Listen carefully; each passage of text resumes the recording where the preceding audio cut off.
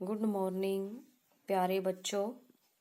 आज का हमारा क्वेश्चन है ऑनलाइन क्लास में BA third year 5th semester का अंतर्राष्ट्रीय संबंधों में आदर्शवादी दृष्टिकोण का वर्णन कीजिए, जिसमें मैं आपको बताऊंगी कि आदर्शवादी दृष्टिकोण क्या होता है या अंतर्राष्ट्रीय संबंध क्या होते हैं।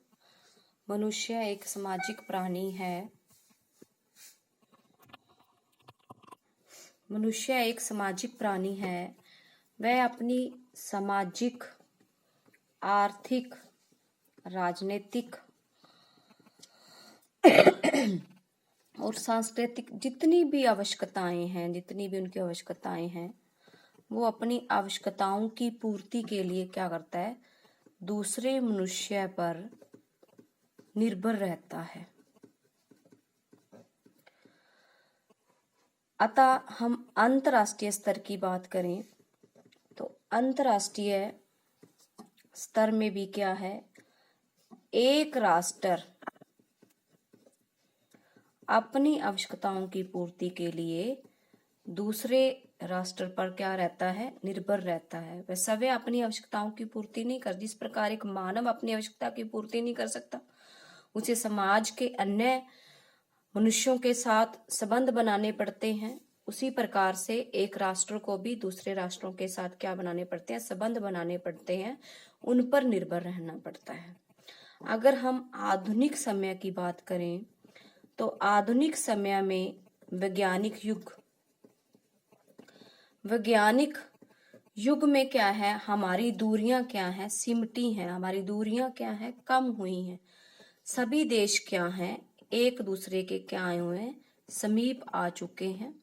अतः हमारा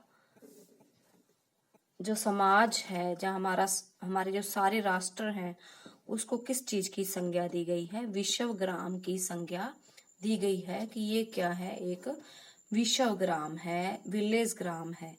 इसलिए विभिन्न देशों के अध्ययन के लिए अंतर्राष्ट्रीय संबंधों के अध्ययन का महत्व व क्षेत्र दिन प्रतिदिन क्या होता जा रहा है, बढ़ता जा रहा है। अतः हम अगर अंतर्राष्ट्रीय राजनीति की बात करें या अंतर्राष्ट्रीय राजनीति का हम अध्ययन करें तो अलग अलग विचारक हुए हैं। अलग अलग विचारकों ने अपने अपने दृष्टिकोणों का क्या किया है, वर्णन किया है। जैसे हम बात करें कविंसी राइट की, कविंसी राइट क्या हुआ है, कविंसी राइट ने जो है 23 जो है दृष्टिकोणों की बात करी है। इसी प्रकार से बर्टन रपेन ने जो है 27 दृष्टिकोणों की बात करी है। इसी प्रकार अगर हम पामर परकिंस की बात करते हैं तो पामर परकिंस ने भी अनेक दृष्टिकोणों का क्या किया है, वर्णन किया है, अनेक दृष्टिकोणों का वर्णन किया है, जिसमें हम आज बात करेंगे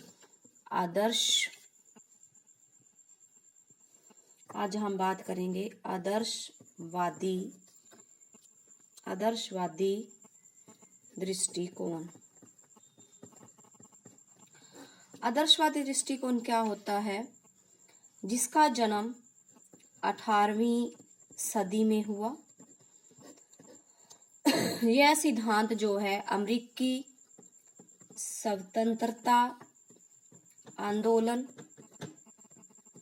और फ्रांसीसी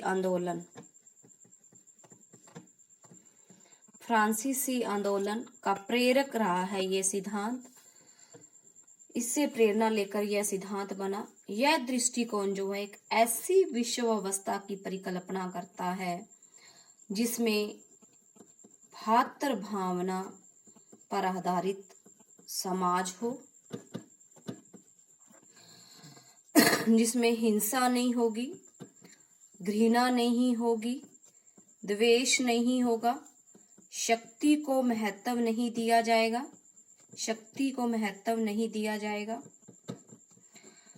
एक ऐसी विश्व अवस्था होगी, यहाँ पर क्या होगी, शांति होगी, हिंसा नहीं होगी, अनैतिकता नहीं होगी।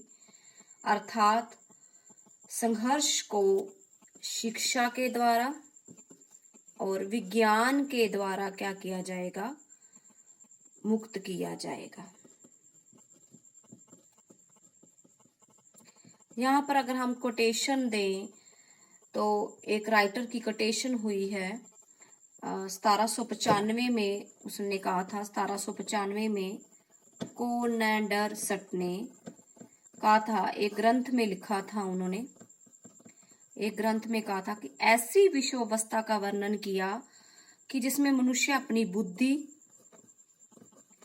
शिक्षा और विज्ञान के उपयोग के द्वारा इतनी उन्नति कर लेगा कि भावी जो मानव समाज है, जो भावी, अगर हम वर्तमान की बात करें या पहले की बात करें, तो शिक्षा के द्वारा, विज्ञान के द्वारा जो भावी मानव समाज है वो हिंसा का, हत्या का, अनैतिकता का, सत्ता का लोभ और शक्ति के लिए संघर्ष की भावना से क्या हो जाएगा, मुक्त हो जाएगा। यानी कि आदर्शवादी क्या कहते हैं, आदर्शवादी कहते हैं कि अगर शिक्षा को बढ़ावा दिया जाए, बुद्धि को महत्व दिया जाए, विज्ञान को महत्व दिया जाए या विज्ञान का उपयोग किया जाए, तो उससे हमारा जितना भावी जो समाज है वो क्या हो जाएगा, हिंसा से, हत्या से क्या हो जाएगा, मुक्त हो जाएगा। अतः इस आधार पर हम आगे वर्णन करेंगे कि एक ये ऐसी सामाजिक व्यवस्था है, एक ऐसी सामाजिक व्यवस्था का इसको नाम दिया गया है जिसमें संघर्ष का क्या हो जाएगा, अभाव होगा। संघर्ष का क्या हो जाएगा, बिल्कुल ही अभाव हो जाएगा। संघर्ष क्या हो जाएगा, समाप्त हो जाएगा। आपस में विवेक, ज्ञान, भाईचारे की भावना को क्या मिलेगा, महत्व मिलेगा। अतः अंतरराष्ट्रीय दृष्टिकोण कहता है कि क्या होना चाहिए, आदर्श अंतरराष्ट्रीय दृष्टिकोण का संबंध क्या होना चाहिए। आदर्शवादी कहते हैं कि अंतरराष्ट्रीय संबंध क्या होने चाहिए। उनके विचार में न्याय और शांति कैसे स्थापित की जाए। यानी कि आदर्शवादी कहते हैं कि अंतरराष्ट्रीय सिद्धांत कैसा होगा, अंतरराष्ट्रीय संबंध कैसे होने चाहिए, क्या होने चाहिए। उनका कहना है कि न्याय और शांति कैसे स्थापित की जा सकती है, या अंतरराष्ट्रीय जो सहयोग है वो कैसे स्थापित किया जा सकता है।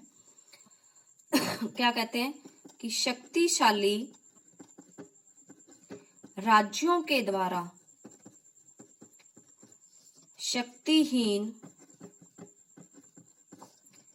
राज्यों का शोषण किस प्रकार समाप्त किया जा सकता है, किस प्रकार समाप्त किया जा सकता है।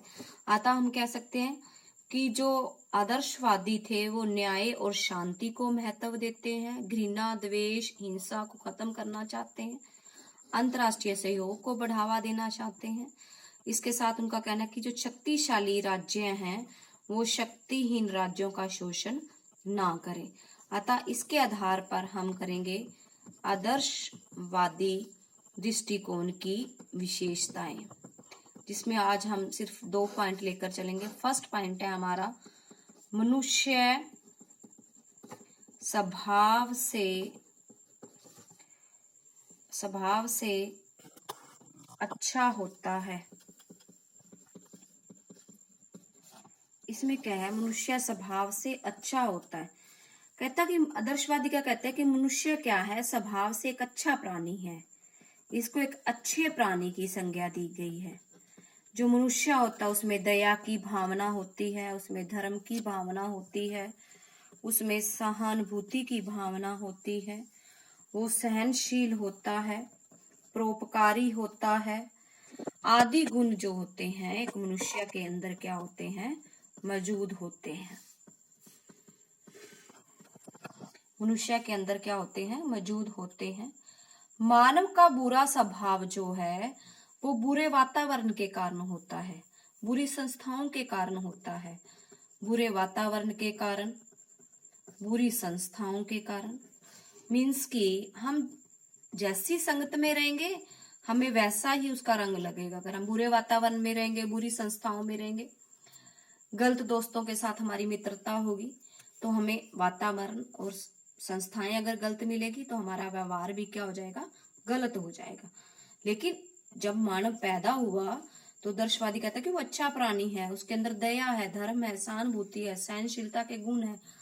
लेकिन हम अगर बुरे वातावरण में, बुरी संस्थाओं में रहेंगे तो हम क्या बन जाएंगे, बुरे बन जाएंगे।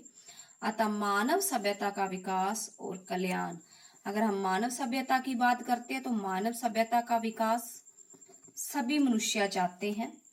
सभी मनुष्य का कहते हैं कि मानव सभ्यता का क्या होना चाहिए, विकास होना चाहिए। अतः प्रत्येक श्रेष्ठ संसार की रचना करना चाहता है। प्रत्येक मनुष्य क्या कहते हैं कि एक श्रेष्ठ संसार हो, एक श्रेष्ठ रचना की जाए, एक श्रेष्ठ संसार की रचना की जाए। अतः वो श्रेष्ठ संसार की रचना को महत्व देते हैं। अतः हम कह सकते हैं कि जो मानव स्वभाव है वो क्या अच्छा है। मानव दूसरों के प्रति दया रखता है, धर्म की आस्था होती है, उनके अंदर सहानुभूति की भावना होती है, सहनशीलता के गुण होते हैं। अतः मानव स्वभाव से बुरा नहीं हो सकता। अतः सेकंड पॉइंट में हम करेंगे युद्ध का विरोध। सेकंड पॉइंट है हमारा युद्ध का विरोध। यानी कि आदर्शवादी किस चीज को महत्व देते हैं, वो परोपकार की भावना को महत्व देते हैं। कहते हैं कि मनुष्य क्या है, स्वभाव से अच्छा है। आदर्शवादियों के अनुसार युद्ध क्या है, युद्ध का वो क्या करते हैं, विरोध करते हैं। युद्ध क्या है, गलत है, युद्ध नहीं होने चाहिए। युद्धों की वो क्या करते हैं, आलोचना करते हैं। वो कहते हैं कि वह युद्ध को अंतर्राष्ट्रीय संबंधों की सबसे बुरी विशेषता मानते हैं। कहते हैं कि अगर हम अंतर्राष्ट्रीय संबंधों की बात करें तो अंतर्राष्ट्रीय संबंधों में सबसे बुरी बात क्या रहेगी, युद्ध है। यानी कि हमें युद्धों को महत्व नहीं देना, युद्ध का क्या करना है, परित्याग करना है। एक अच्छे राष्ट्र का निर्माण करना है तो हमें युद्धों को क्या करना पड़ेगा, समाप्त करना होगा। युद्ध की समाप्ति के लिए वे केवल कुछ देशों से आह्वान नहीं करते कि केवल कुछ देश जो हैं इसको समाप्त करें, बल्कि वो चाहते हैं कि पूरे संसार में जितने भी देश हैं, जितने भी कंट्री हैं, उन सभी को जो है विश्व स्तर पर जो है सभी देशों को जो है युद्धों को समाप्त करने का क्या करना चाहिए, प्रयत्न करना चाहिए। इसमें मैं आपको एक परिभाषा बताऊंगी बर्ट्रैंड रसेल के अनुसार क्या है। वो कहते हैं कि युद्ध का इतना अधिक विरोधी था कि उसने द्वितीय विश्व युद्ध के बाद, अगर हम द्वितीय विश्व युद्ध की बात करें तो सबसे बड़ी त्रासदी थी जब द्वितीय विश्व युद्ध हुआ। तो द्वितीय विश्व युद्ध के दौरान ब्रिटेन की युद्ध की भूमिका का उन्होंने कड़ा विरोध किया था। ब्रिटेन की जो युद्ध नीति थी, जो ब्रिटेन सेकेंड वॉर में जो है ब्रिटेन ने जो युद्ध किया था, तो ब्रिटेन की युद्ध नीति का उसने क्या किया था, विरोध किया था, युद्ध नीति का विरोध किया था। अतः इसके कारण जो है उन्हें क्या किया गया था, जेल में डाल दिया गया था। अतः हम कह सकते हैं कि जो आदर्शवादी हैं वो अंतर्राष्ट्रीय संबंधों को महत्व देते हैं और अंतर्राष्ट्रीय संबंधों में वो युद्ध का परित्याग करना चाहते हैं, युद्ध को क्या करना चाहते हैं, समाप्त करना चाहते हैं। जैसे प्रथम विश्व वार हुआ, द्वितीय वार हुआ, तो उससे हमारी काफी जो है त्रासदी हुई। अतः इस चीज को देखते हुए आदर्शवादियों ने किस चीज को महत्व दिया? आपसी भाईचारे, आपसी प्रेम और युद्धों को समाप्त करने का उन्होंने क्या किया है? प्रयत्न किया है कि युद्ध क्या होने चाहिए? समाप्त होने चाहिए। आज के लिए इतना ही। बाकी मैं आपको नेक्स्ट क्वेश्चन जो आगे करवाऊंगी, मुझे आशा है कि आपको ये क्वेश्चन जो है समझ आया होगा। अगर आपकी कोई क्वेरी हो कि ना समझ आए तो आप मेरे से दोबारा पूछ सकते हो। धन्यवाद।